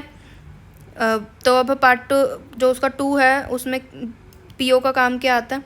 पीओ आएगा, पीओ एग्जामिन करेगा एप्लीकेशन आपकी सबसे पहले। अगर तो आपकी एप्लीकेशन सही लगी, पूरी वैलिड लगी, सारे ऑथेंटिकेशन बढ़िया रहे, तो वो आपको आरसी दे देगा विद इन 7 डेज़। बट अगर नहीं लगे तो आपको विद इन 7 डेज़ आपको वो इंटीमेट कर देगा कि आपकी जो एप्लीकेशन है उसमें मुझे ये क्लैरिफिकेशन चाहिए, तो आप मुझे क्लैरिफिकेशन दे दो। आपने विद इन 7 डेज़ उसको आंसर करना है। अगर तो आपके आंसर से वो सेटिस्फाई हो गया तो वो आपको विद अगले 7 दिनों में आपको आरसी दे देगा। PO is proper officer. अगर वो नहीं सेटिस्फाई हुआ आपके क्लैरिफिकेशन से, तो आपकी एप्लीकेशन को रिजेक्ट कर देगा वहीं पे, ठीक है। उसके बाद ऐसे होएगा, आपको मतलब जीएसटीआईएन नंबर मिलेगा नहीं, आरसी इज़ रजिस्ट्रेशन सर्टिफिकेट, उस पर ही आपकी डेट आएगी कि आप कब से रजिस्टर्ड हो, आप कब से टैक्स कलेक्ट कर सकते हो लीगली, वो होता है, ठीक है। उसके बाद आ गया कि पीओ की साइट विजिट। पीओ की साइट विजिट 2 रीज़न की वजह से होती है। पहली बात तो आधार ऑथेंटिकेशन आपकी ढंग से नहीं हुई। आधार ऑथेंटिकेशन नहीं हुई मतलब मोबाइल नंबर आपका कोई और था, मतलब आपने बहुत पहले आधार बनाया था और अब आपका मोबाइल नंबर चेंज हो चुका है, या आपकी ईमेल आईडी चेंज हो चुकी है, उसके ऊपर आपका ओटीपी नहीं आता, आपकी आधार ऑथेंटिकेशन नहीं हुई, तो वो पीओ आपको साइट विजिट करता है कि आप जेन्युइन पर्सन हो या नहीं। तो और with in 30 days site visit करके वो आपको, अगर तो उसको जेन्युइन लगा तो आपको वो आरसी दे देगा, रजिस्ट्रेशन सर्टिफिकेट दे देगा और आपको जीएसटीआईएन मिल जाएगा। बट अगर नहीं लगा तो वो रिजेक्ट कर देगा। और क्यों हो सकती है उसकी साइट विजिट की डिस्क्रिप्शन, उसकी मर्जी, अगर उसको लगा कि ये जेन्युइन पर्सन नहीं है, उसकी रिटर्न्स फाइल आउट नहीं आपने करी हुई, बिल्कुल न्यू एंटिटी हो, रिस्क फैक्टर्स बहुत ज़्यादा है, तो वो साइट विजिट कर सकता है, उसकी मर्ज़ी है, वो उसको पावर दी गई है ये फ्रॉम द एक्ट ओनली। उसके बाद प्रोसेस क्या होती है फिजिकल वेरिफिकेशन की, वो इसमें लिखी हुई है, बुक से देख लेते हैं। यहाँ पे भी मैं आपको दिखा देती हूँ एक बार। Application of registration, declare PAN, validation of PAN, mobile number and email ID from the linked email ID, generation of TRN बता दिया आपको, temporary reference number, apply for part B of GST REG 01। उसके बाद biometric based कईयों में होती है, अभी तक सब में it is not common biometric Aadhaar authentication कि मतलब जो आपके जैसे आधार कार्ड जब हम बनाते हैं तो हम बायोमेट्रिक लगाते हैं वहाँ पे, तो जो आधार कार्ड पे बायोमेट्रिक है और जो यहाँ पर बायोमेट्रिक है वो मैच करिए कि नहीं, वो चीज़ चेक करते हैं। उसके बाद एक्नॉलेजमेंट मिल जाती है, यहीं पे बता दिया है कि CTP एक्नॉलेजमेंट के बाद टैक्स पे करता है। ये देखो, CTP gets TRN for making advance deposit of tax in is electronic cash ledger. अब ये लेजर्स जो है वो अगले चैप्टर का पार्ट है, उसको छोड़ दो, पेमेंट करता है बस, इतनी याद रखो। And acknowledgement is issued only after the set deposit is done. उसके बाद अप्रूवल होती है रूल 9 में। If application and documents are found in order, तो 7 वर्किंग डेज में उसको रजिस्ट्रेशन मिल जाती है। But if not fails to undergo the authentication of Aadhaar, the registration shall be granted within 30 days of submission of application after physical verification. Site visit by PO means physical verification of the site और place of business में आके वो देखेगा in the manner provided under Rule 25। याद करने की जरूरत नहीं है, सिर्फ इतना याद रखो कि physical verification के लिए वो आता है। As the proper officer may deem fit. However, this will be with the approval of an officer authorized by commissioner, not below the rank of assistant commissioner, ठीक है। Where the application is submitted found is deficient, पहले तो वो notice देगा आपको, if deficiency is found in terms of condition और proper officer require more clarification, तो PO में issue a notice to the applicant electronically inform this within 7 days। Forms आपको याद करने की ज़रूरत नहीं है, आप सिर्फ इसका, ये तो प्रोसीजरल पार्ट है, याद हो जाएंगे तो बहुत बढ़िया बात है, वरना ज़रूरत नहीं है। REG 01 याद रख लेना बस, ये बाकी की ज़रूरत नहीं है। विद इन 7 days आपको वो इशू करेगा notice from the date of submission of application, ठीक है।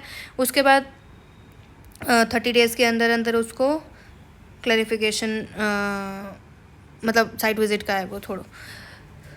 Response by applicant, the applicant shall furnish such clarification inform जिस after within 7 days from the date of receipt of such notice. When PO is satisfied, वो अगले 7 दिनों में आपको दे देगा registration. अगर नहीं हुआ सेटिस्फाई तो वो रिजेक्ट कर देगा और रीजंस फॉर राइटिंग दे देगा आपको। Deemed approval, the time limits have been specified in Rule 9 within which the action will be taken by the PO. If he fails to take any action within that period, then Rule 9(5) and the approval of registration shall be deemed. In case where registration is to be granted after physical verification, 30 days from date of submission of application, वहाँ से आपको मिल जाएगी। If the person other than those covered above 7 working days में मिल जाएगी। If PO issues notice seeking clarification, तभी 7 days में आपको मिल जाएगी। ये रूल 10A आ गया। Details of bank account required to be furnish by the applicant while filing the application, the person is required to furnish the details of bank account. वही है, मैंने सब बता दिया आपको। ये Aadhaar authentication is mandatory for new registrations. और non applicability, किस किस को बिना आधार के ही रजिस्ट्रेशन मिल जाती है, वही अभी बताया आपको। जो सिटीजन नहीं है, मतलब NRTP है, उनको मिल जाती है। गवर्नमेंट बॉडीज़ को मिल जाती है। लोकल अथॉरिटी स्टैट्यूटरी, ये क्योंकि ये है ही गवर्नमेंट बॉडीज़, इनको क्या जेन्युइननेस की ज़रूरत। उसके बाद UIN मतलब एम्बेसीज़ वगैरह को बिना आधार के, बिना पैन के रजिस्ट्रेशन मिल जाती है। उसके बाद Aadhaar authentication mandatory for the registered person, Rule 10B है ये रीड कर लेते हैं। Section 25(6)(a) stipulates that every registered person shall undergo authentication for possession of Aadhaar number, ठीक है। As Rule 10B, the registered person who has been issued certificate of registration, जिसको RC already मिल चुकी है registered person को, under GST shall undergo authentication of Aadhaar number of proprietor और partner और कर्ता, मतलब किसी के भी नेम पे वो ले सकता है आधार ऑथेंटिकेशन। कुछ नहीं है ये Rule 10B ऐसे लिखा हुआ है।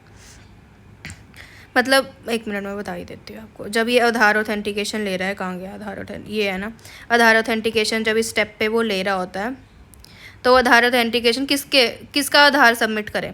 अगर वो प्रोप्राइटर है तो अपना दे देगा आधार, अगर वो HUF है तो कर्ता का आधार लगेगा, अगर वो पार्टनरशिप फर्म है तो किसी भी पार्टनर का लगेगा, अगर वो कंपनी है तो MD या फिर डायरेक्टर उनका लगेगा। ये बोल रहे हैं वो 10B में सिर्फ, और कुछ नहीं है. This authentication required for the following purposes: for filling up the application, for the revocation of cancellation, ये आगे आएगा, for filing the refund of application, filing the IGST refund. ये सब नॉर्मल है, इसको लर्न करने की ज़रूरत नहीं है. Time period is 30 days.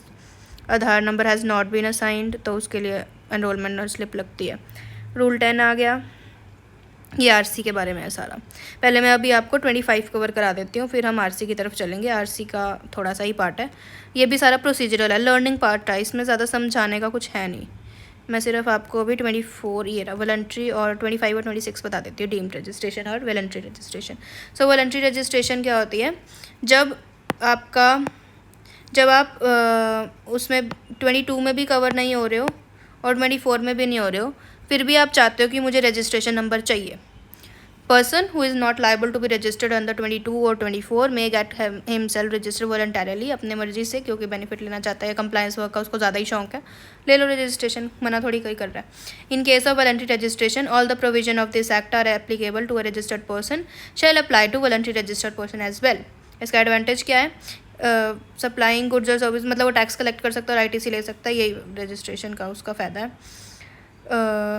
By the virtue of 9(4), in the case of supplies received from unregistered supplier by a registered recipient has to pay tax under RCM. वो RCM में दे देगा tax. The voluntary registration enables a supplier to enhance B2B transaction as the business units would prefer receiving supplies from a registered person only. मतलब उसके ऊपर trust buildup ज़्यादा कर सकते हैं लोग, और उसका सेल्स बढ़ेगी, B2B सप्लाईज बढ़ेगी, उसका प्रॉफिट भी होगा, इसलिए लोग रजिस्ट्रेशन ले लेते हैं. डिसएडवांटेज क्या है? The voluntary registration creates a liability to pay taxes. It means that once the person obtains the voluntary registration, he has to pay tax even though his aggregate turnover does not exceed 40, 20 or 10 lakh. और इसके ऊपर कोई limit नहीं होती, जब मर्जी जब आपका मन करे आप वॉलंटरी रजिस्ट्रेशन ले सकते हो. At present voluntary registered person can seek cancellation at any time. This has been made possible by notification this, and prior to this notification there was 1 year limitation. ये आपको लोन करने की ज़रूरत नहीं है, ठीक है, ये कि आप कैंसिल भी कर सकते हो उसको वॉलंटरीली अगर आप लाइबल नहीं हो रहे हो. Deemed registration under section 26, there is no burden of taking registration under this and this separately. As per 26, the grant of registration under states GST or the UT GST shall be deemed to be grant of registration under CGST. Simple चीज़ है कि अगर आप state specific registration ले रहे हो तो वो CGST के अंदर भी हो गए, बट वो इसका मतलब ये नहीं है अगर आप मतलब अगर डीम आपका आ रहा है कि वो CGST के अंदर रजिस्टर्ड हो, इसका मतलब ये नहीं है कि आपका सेंट्रलाइज्ड रजिस्ट्रेशन भी है, रहेगा वो स्टेट वाइज ही, बट वो सिर्फ डीम कर रहे हैं कि आप सेंट्रल CGST के अंदर भी रजिस्टर हो, किसी भी स्टेट के अंदर अगर आप रजिस्टर हो तो. It is linking provision among all the GST act that enables the removal of burden of taking registration under various acts. It means if registration or UIN is granted to in one GST act, कोई भी central, state और UT, and GSTIN is issued, it will be treated as if the registration has been granted under all the GST Act, including IGST. Due to this provision, taxpayer do not require to get registered separately in each of the GST Act. तो ये है deemed rejection is also there.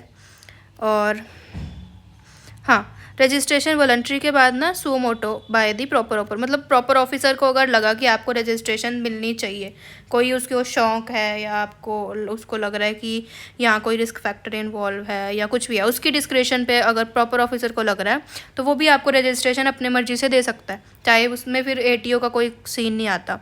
It is temporary registration by PO on suo motu basis. Following are the relevant provision.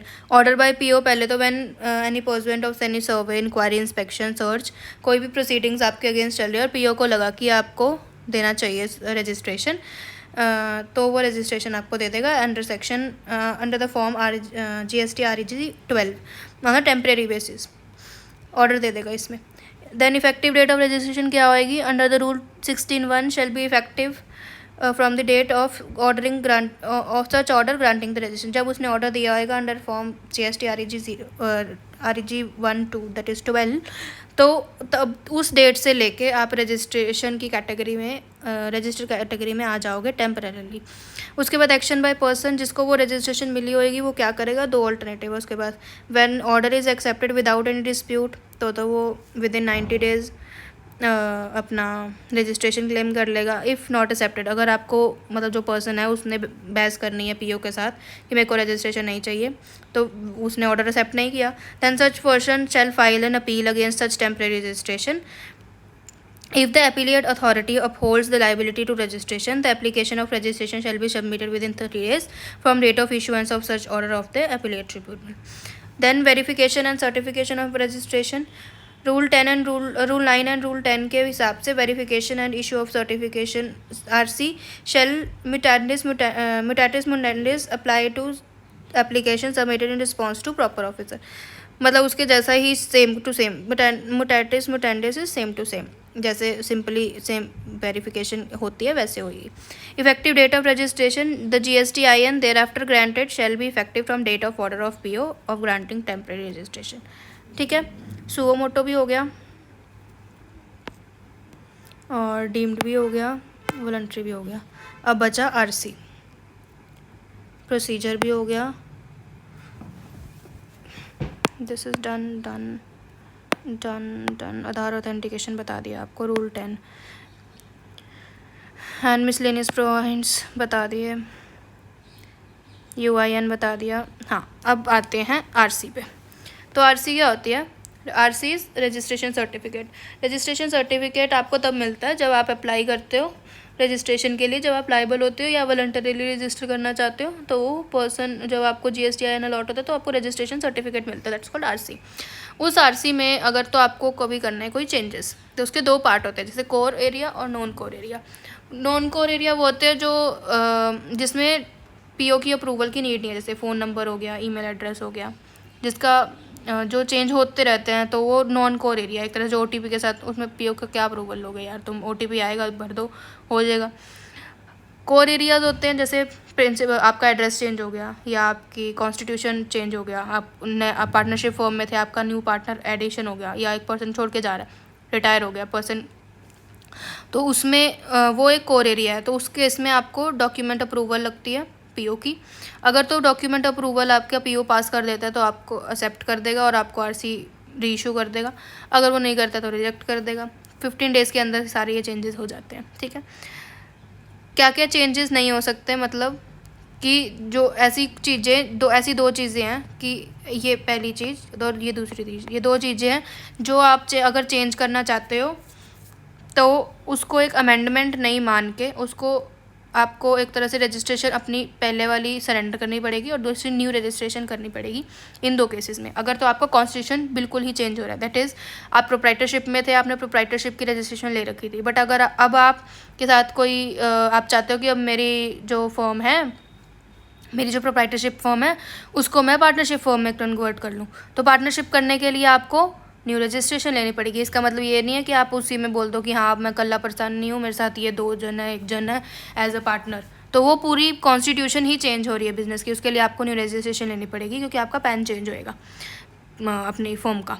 उसके बाद second case है कि आपका address change हो रहा है, और जो एड्रेस चेंज हो रहा है वो विद इन स्टेट नहीं हो रहा है, आउट ऑफ द स्टेट हो रहा है। जैसे आप अगर हरियाणा में ऑपरेट कर रहे थे और आपकी पैन हरियाणा का था, आपका रजिस्ट्रेशन नंबर हरियाणा का बन रखा है, ठीक है, और अब आप चाहते हो कि मेरा एड्रेस और न्यू ब्रांच खुले दूसरे स्टेट में, तो उसके लिए आपको न्यू रजिस्ट्रेशन लेनी पड़ेगी। ये नहीं होगा कि पहले वाले में ही चेंजेस कर लो, तो उसके लिए न्यू रजिस्ट्रेशन लेनी पड़ेगी।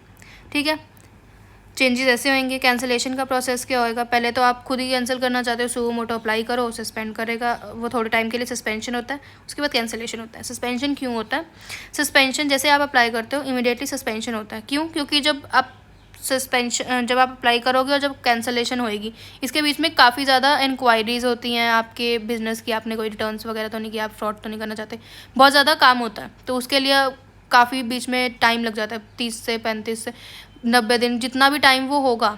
अगर आपकी रजिस्ट्रेशन सस्पेंड नहीं होगी तो आप उसके लिए एक तरह से लाइबल बने रहोगे कि आप टैक्सेस पे करने, उस टैक्सेस को पे करने के लिए, बचाने के लिए वो आप अपना जो PO है वो आपका रजिस्ट्रेशन को सस्पेंड कर देता है थोड़े टाइम के लिए, तो इसलिए सस्पेंशन होता है। उसके बाद अगर सब कुछ सही लगता है और आपको लगता है कि PO को लगता है कि जेन्युइनली सस्पेंशन करना चाहते हैं क्योंकि बिज़नेस बंद हो रहा है या फिर आपका कॉन्स्टिट्यूशन चेंज हो रहा है जैसे मैंने आपको ऊपर बताया, या अब 22-24 में कवर ही नहीं हो रहे हो, तो उसके लिए आपको वो जेन्युइन लगता है तो वो आपको सुओ मोटो रजिस्ट्रेशन को एक्सेप्ट कर लेता है, और फिर उसके बाद आपका कैंसिलेशन प्रोसेस होता है, और उसके लिए फिर आप लाइबल भी नहीं रहते। बट अगर ऐसा केस नहीं है तो फिर आपको पेमेंट करनी पड़ेगी टैक्सेस की, अगर इसको जेन्युइन नहीं लगा।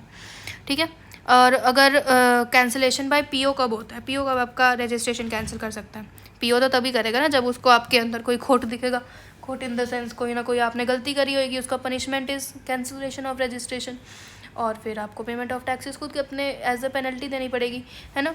तो वो पीओ कब कब कैंसिल करता है? या तो पहला केस है कि आप बिज़नेस ही नहीं कर रहे, रजिस्ट्रेशन ले लिया आपने, आप 6 महीने तक आपका कोई बिज़नेस में कोई बिज़नेस की एक्टिविटी ही नहीं हो रही है।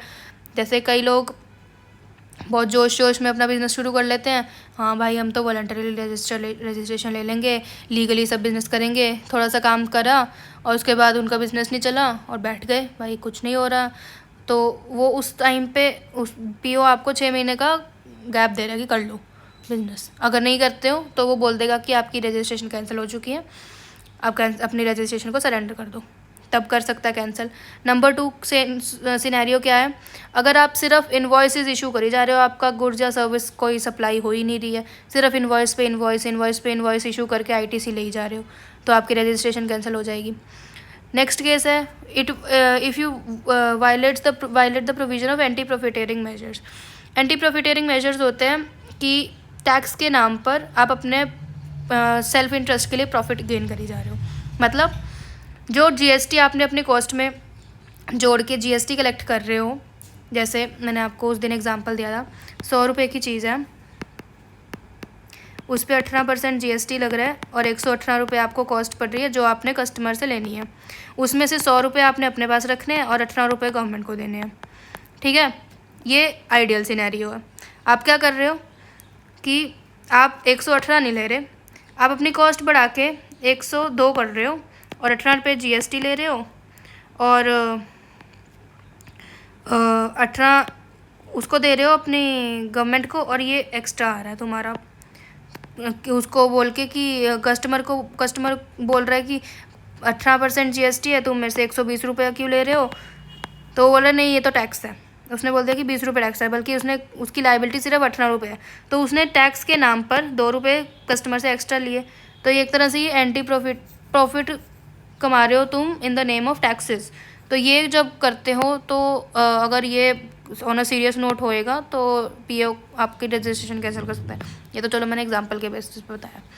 उसके बाद अगर if you violate the provisions of section 16(2), section 16(2) होता है provisions relating to the condition of claiming the ITC. मतलब आप आईटीसी कब कब ले सकते हो? सप्लाई ऑफ सर्विसेज होनी चाहिए, बिजनेस कंडक्ट होना चाहिए, आप रिस्ट्रिक्टेड नहीं होने चाहिए। तो ऐसे 6 कंडीशंस हैं जिस केसेस में आप आईटीसी ले सकते हो। If you are violating any of the condition of 16(2), तो और पीओ को ऐसा लगता है कि आप वायलेट करके आईटीसी ले जा रहे हो और सही तरीके से नहीं कर रहे हो आप बिज़नेस, तो वो आपका रजिस्ट्रेशन कैंसिल कर सकता है। उसके बाद GSTR 1 और GSTR 3B में if they don't match, GSTR 1 is for inward supplies purchases का, 3B इज़ सेल का, इफ़ आई एम करेक्ट। तो इफ़ योर परचेजेस मतलब inputs doesn't match with your output sale, if इसमें difference है तो वो सही नहीं है। मतलब if you are paying ITC, यहाँ पे पेमेंट हो रही है तुम्हारी और यहाँ पे आप आईटीसी क्लेम कर रहे हो ऑफ आउटपुट, तो इसमें अगर मिसमैच है तो आपको बेनिफिट एक तरह से हो रहा है अपने टैक्स पेयर को। तो वो अगर डिफरेंस है तो पीओ इस चीज़ को नोटिस करेगा, तो वो उस बेसिस में उस केस में भी आपकी रजिस्ट्रेशन कैंसिल कर सकता है कि आप खेल रहे हो भाई अपने जीएसटी सिस्टम के साथ। उसके बाद रूल 86B क्या कहता है? एक सर्टेन लिमिट मतलब 50 लाख की आई थिंक लिमिट है, 50 लाख का जब आपका टर्नओवर है तो आपको 1% ऑफ योर टर्नओवर अपने जो टैक्स है 1% ऑफ योर टर्नओवर का जो टैक्स बनता है वो आपको अपने कैश से देना पड़ता है, मतलब टैक्स से देना पड़ता है। आईटीसी उससे आप नहीं ले सकते, चाहे आपके पास आईटीसी की बकेट फुल आउट पड़ी हो, but you can't use ITC in that case. आपको 99% आप आईटीसी से वो टैक्स पे कर सकते हो, बट 1% टैक्स आपको वो खुद के कैश से देना पड़ता है, इन कैश देना पड़ता है.